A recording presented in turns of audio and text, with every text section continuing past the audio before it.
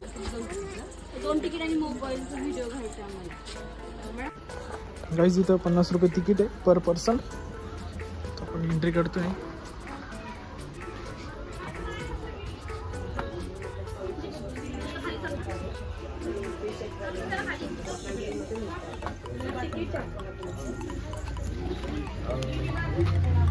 विश्वेचं काय ते म्हणतात तिकीट सांभाळून ठेवा। लास्ट पॉइंट शंखप्रद ते बसावं लागतं, ग्रुप करतात आणि त्यानंतर गाईडला आपल्यासोबत घेऊन जातात।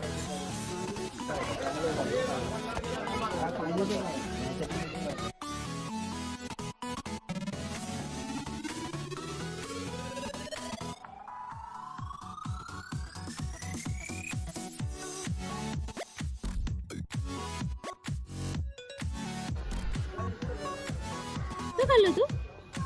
दाखव दाखव।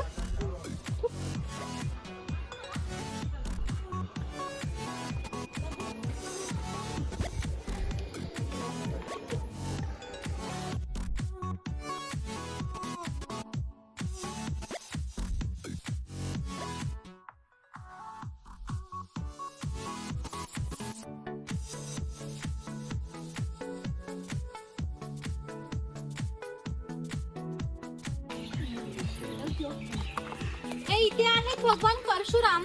आपल्या पुराणात उल्लेख आलेला आहे की हजारो वर्षांपूर्वी भगवान परशुराम होऊन गेले। त्यांनी संपूर्ण पृथ्वी जिंकून घेतली आणि जिंकून घेतलेली संपूर्ण पृथ्वी त्यांनी दान केली। आणि दान केलेली कोणतीही गोष्ट आपण स्वतःसाठी वापरत नाही, परंतु यांना राहण्यासाठी भूमी आवश्यक होती।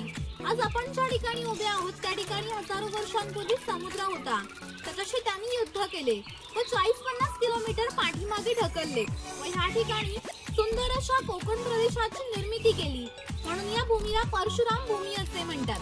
तुमच्या ग्रुपमध्ये जे फोटो काढतात बघा, त्यांना सांगा आयडी असेल तर फोटो काढायचे। ते काढून मागेत बघा, फोटो काढू नका, यांच्याकडे आयडी आहे, हे काढतात फोटो। फोटो काढायला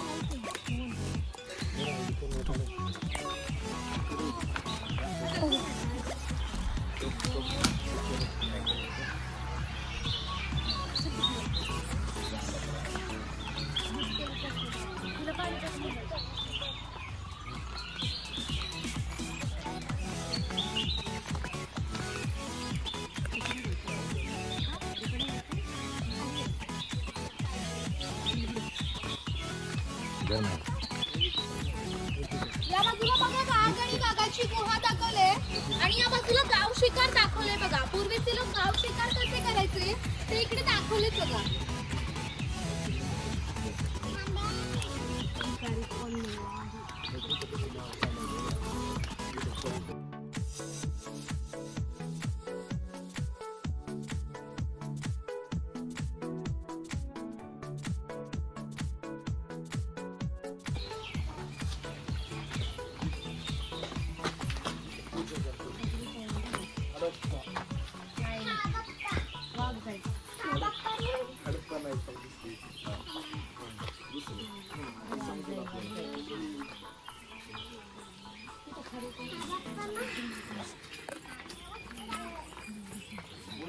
पूर्वी धार्मिक संस्था गाव नियंत्रित करत असत, गावातील सगळे लोक इथे एकत्र येत असत। तर गावातील 2 व्यक्तींची भांडणे झाली तर सगळा गाव एकत्र येऊन गावप्रमुख न्यायदान करीत असे।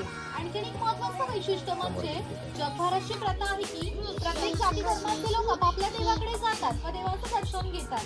तसंच आपण कोकणी माणसं सुद्धा वर्षभर देवात जाऊन देवाचं दर्शन घेतो, पण जेव्हा शिमग्याचा सण येतो तेव्हा हा देव पालखीमध्ये बसून प्रत्येकाच्या घरोघरी नेला जातो। म्हणजे कोकणी माणूस आणि देव यांचं नातं इतक्या जवळचं आहे की आमचं त्याच्याकडे येणं जाणं असतं। सध्या देवीचं नाव आहे वाघजाई, हे नाव मी जाणीवपूर्वकच ठेवले। असं म्हणतात की ज्या निसर्गात वाघ आहे तो निसर्ग समृद्ध असतो। 500 वर्षापूर्वीचा निसर्ग सुद्धा असाच समृद्ध होता। त्याला आमच्या भावविश्वामध्ये देवत्वाचं स्थान आहे। आपण कोकणी माणसं वड पिंपळ साप नागाची पूजा करतो, म्हणजेच आपण निसर्ग पूजक माणसे आहोत, म्हणून या देवीचं नाव सुद्धा निसर्गाशी संबंधित असंच ठेवलंय वाघजाई।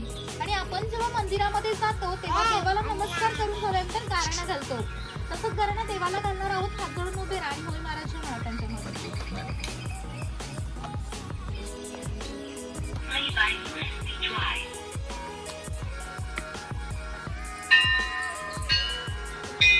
आई वाचाय मला काली मला सरस्वती प्रमुख पंचगण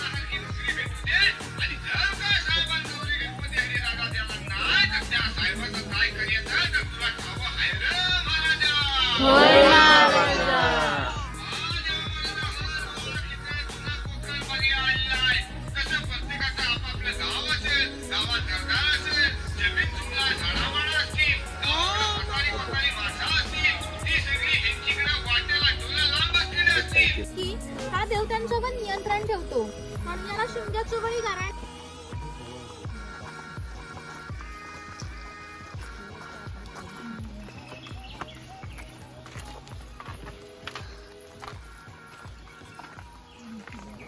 समाज आहे. कोळी समाजाची लोक समुद्राच्या इतकी जवळ राहतात की समुद्राच्या वरतीचे पाणी त्यांच्या घराला लागून जाते. तरी लोक एवढी छोटी होडी घेऊन समुद्रामध्ये 8-10 तास मासेमारी करतात. काही पेक्षा मोठे असतात तरी लोक आपली एवढी कुशलतेने वल्लावतात व पहाटेच्या वेळी घरी येतात. कॅमेरा तिकीट असेल तर नाभिक आहे. पूर्वी कोकणामध्ये 12 बलुतेदार पद्धत अस्तित्वात होती. नाभिक, सुतार, कासार, चर्मकार हे प्रत्येकाच्या घरोघर जाऊन सेवा पुरवीत असत. त्या बदल्यात त्यांना पैसे नव्हे तर केवळ धान्य मिळत असे. म्हणजे एका कुटुंबातील पुरुषाच्या घरी जाऊन केस व दाढी करण्यासाठी वर्षभराची 4 पैली म्हणजे आता 8 किलो धान्य मिळत असते. एवढ्या अल्प मोबदल्यात ही लोक समाजाची सेवा करीत असत. आणि आमच्या नाभिकाविषयी आणखी थोडं मजेशीर वर्णन आमच्या लोकसाहित्यामध्ये आढळतं. असं म्हणतात की गावातील प्रत्येक गोष्ट नाभिकाला माहीत असते आणि नाभिकाला माहीत असलेली प्रत्येक गोष्ट गावभर होते. ज्या अर्थी तुम्ही ती आलात ती गोष्ट नाभिकाला समजली त्या अर्थी ती संपूर्ण गावाला समजली. आमचं संपूर्ण गाव तुमच्या स्वागतासाठी उत्सुक आहे. प्रत्येप्रमाणे खोताच्या घरी जाऊ व गावात फेरफेटका मारू.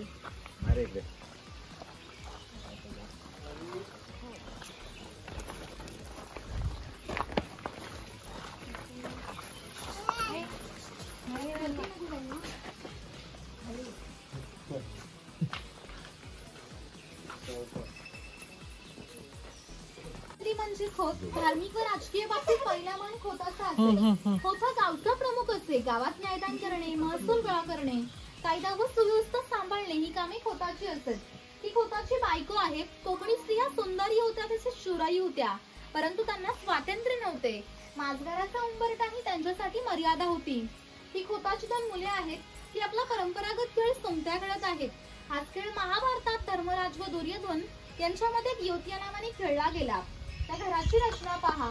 कोणत्या उंचवट्यावर बसतात त्याला ओटी असे म्हणतात. मान्यवरांनी ओटीवर बसायचे. तिथे समोर आहे ती पडवी सर्वसामान्यांनी पडवीला बसायचे. घरासमोर अंगण आहे. अंगणात तुळस आहे. अंगण हे कोकणी घराचं वैशिष्ट्य आहे. तुम्हाला कोकणातील एकही घर दिसणार नाही की ज्यापुढे अंगण नाही आणि तुळसही नाही. इथे अडकितांचे जुने प्रकार दाखवले ते तुम्ही बघू शकता.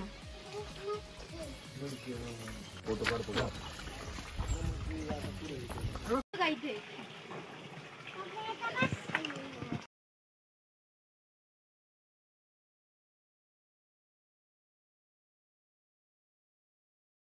तू काय म्हणतो महावर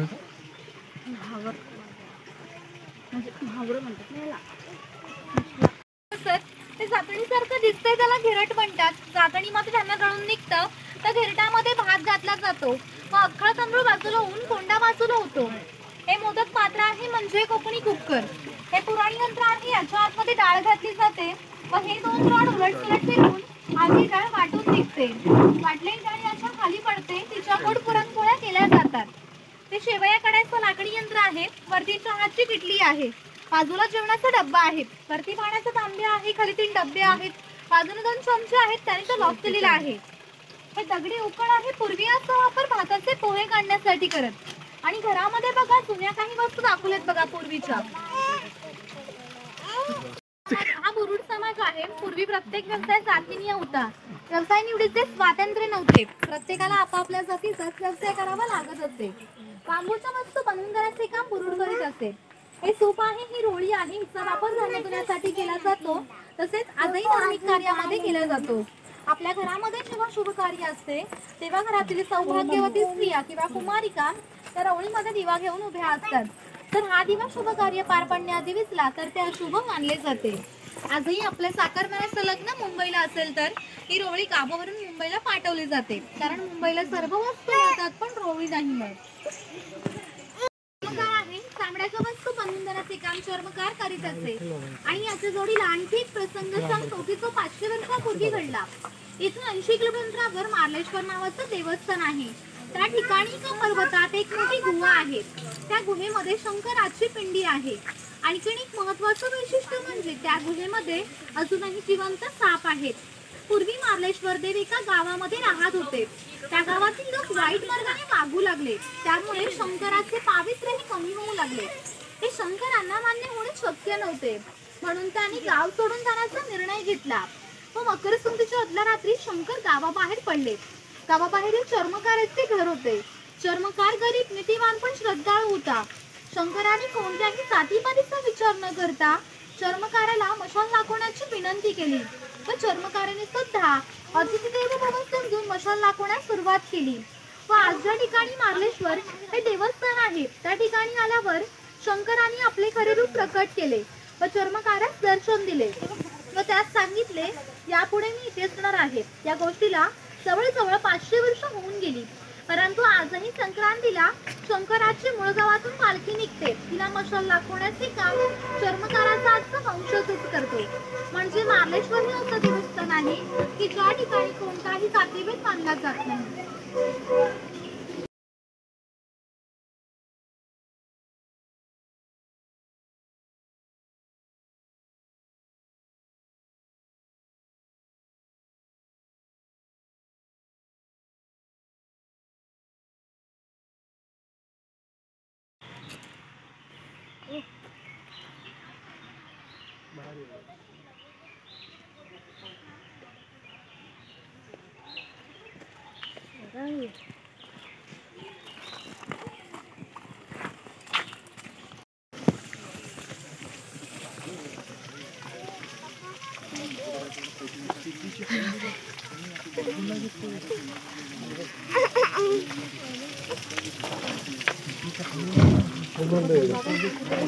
हा पाणवठा आहे. पूर्वी प्रत्येक गावामध्ये भरपूर मोठे जंगल होते.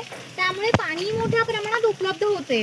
ज्या ठिकाणी उंचावट्यावर बारमाही पाणी असते तेथे धरण बांधून हे पाणी प्रत्येकाच्या घरोघरी पाटाच्या साहाय्याने नेले जात असे.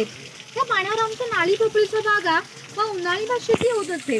उन्हाळी भाषेतीला पाणी भरपूर प्रमाणात लागत होते. तेवढे पाणी प्रत्येक गावामध्ये उपलब्ध होते. ग्रामदेवतेनंतर पाणवठा असं एकमेव ठिकाण आहे की ज्या ठिकाणी सगळा गाव एकत्र येत होता. गावातील स्त्रिया पाणी भरण्यासाठीच होते. तसेच गुराखांसारखे व्यावसायिक गुरांना पाणी देण्यासाठीच होते. म्हणजे ग्रामीण जीवनाचं मध्यवर्ती केंद्र हे पाणवठा होतं आणि वरती खवले मंदिर दाखवले बघा.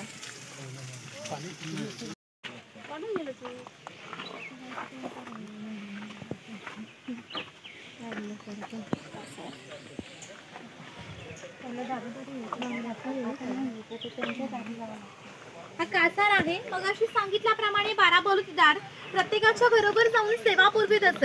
त्याप्रमाणे हा कासार या मुलीच्या घरी आला आहे. हे या मुलीचं घर आहे. त्या मुलींची लग्न वयाच्या 8व्या व 10व्या वर्षी होत असत. तोपर्यंत या मुलींना बांगड्या भरण्याचा कोणताही मोबदला त्या कासाराला मिळत नसे. ज्यावेळी मुलीचं लग्न होईल त्यावेळी मुलीचे वडील या कासाराला एक सोन्याचा दागिना देत असे. त्या व्यतिरिक्त या कासाराला कोणताही मोबदला मिळत नव्हता. म्हणजे हा कासार 8-10 वर्ष या मुलींना मोफत बांगड्या देत होता. म्हणजे पूर्वीची समाज रचना ही एकमेकांच्या विश्वासावर आधारलेली होती. थोडक्यात 12 बलुतेदार आपला नफा किंवा तोट्याचा विचार न करता आपलं कर्तव्य म्हणून काम करीत होते.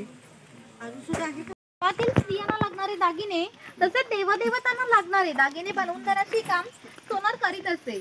याच्या अप्रतिम कलाकुसरीमुळे याच्या दागिन्यांना जगभर मागणी होती. नवरात्र, शिमगा व अन्यवेळी ग्रामदेवतेला दागिने घालण्याचा मान हा सोनाराचा असे.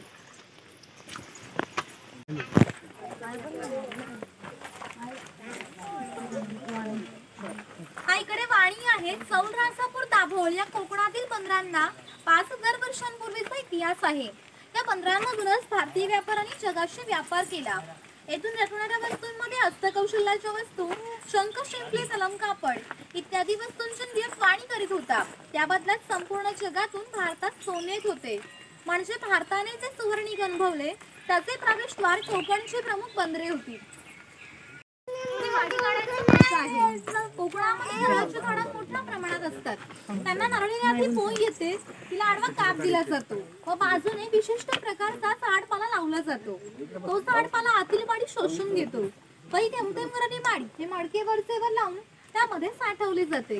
काळाच्या ओघात 12 बलुतेदारांचे व्यवसाय नष्ट झाले. परंतु माडी काढायचा व्यवसाय अजूनही व्यवस्थित सुरू आहे.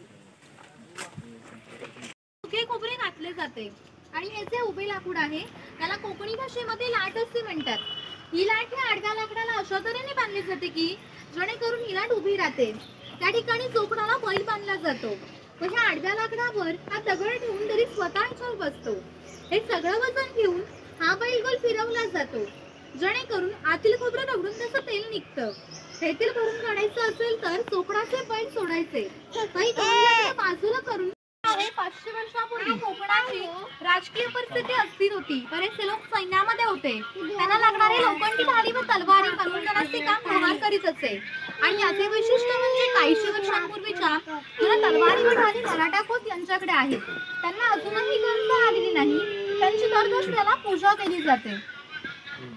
हा सुतार आहे. शेतकऱ्याला लागणारी लाकडी अवजारे बांधून देण्याचे काम सुतार करीत असे. हा सावंतवाडीचा सुतार आहे. सावंतवाडीतील लोकांचे लाकडावरील कोरीव काम हे आजही जगप्रसिद्ध आहे. त्यांच्या काही हस्तकौशल्याच्या वस्तू तुम्हाला आमच्या हस्तकला विक्री केंद्रामध्ये पाहायला मिळतील. आणि इकडे दरवेशी आणि कारुटी दाखवले बघा. रुंदा बघ कसं पकडले. ए मायरा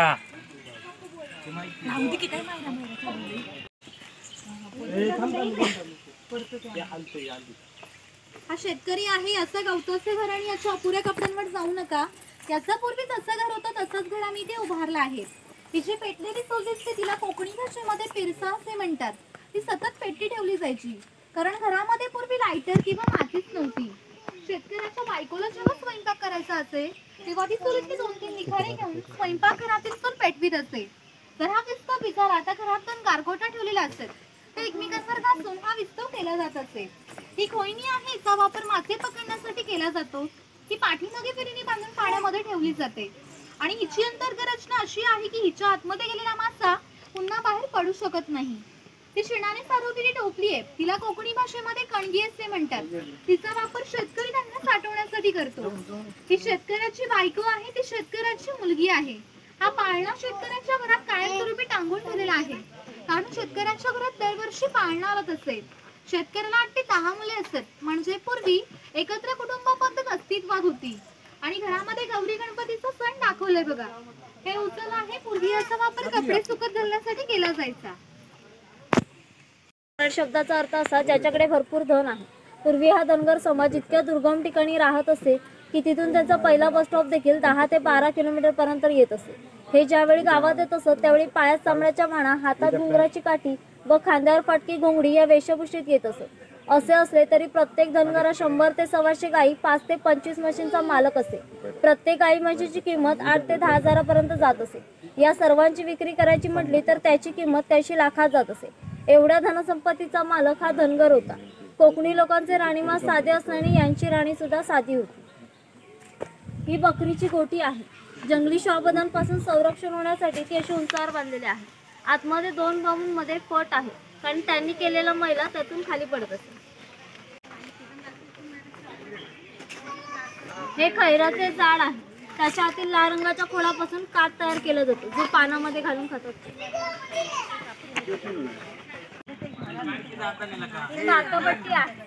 ते जे खैराचे झाड आहे ते तोडून त्याच्या आतील भागाचे छोटे छोटे तुकडे करून ते पहिल्या 4 मडक्यांमध्ये पाण्यासोबत उकळवले जाते. आणि जो पाक तयार होतो तो 5व्या मडक्यामध्ये विशिष्ट तापमानामध्ये उकळवला जातो. तो पाक सावलीमध्ये सुकत घालून त्याच्या वड्या पडल्या जातात. म्हणजे कात तयार होण्याच्या प्रक्रियेला 3 ते 4 महिने लागतात.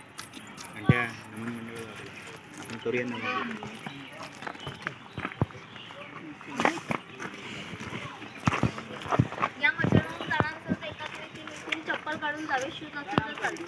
इथे काही दशावतार दाखवले. मुकुट घालून फोटो काढला असेल तर काढू शकता. पुढे शॉपमधून पुढे जायचं. लास्ट म्हणजे शंखप्रदर्शन. तुमच्या सर्वांच्या शॉपच्या पुढे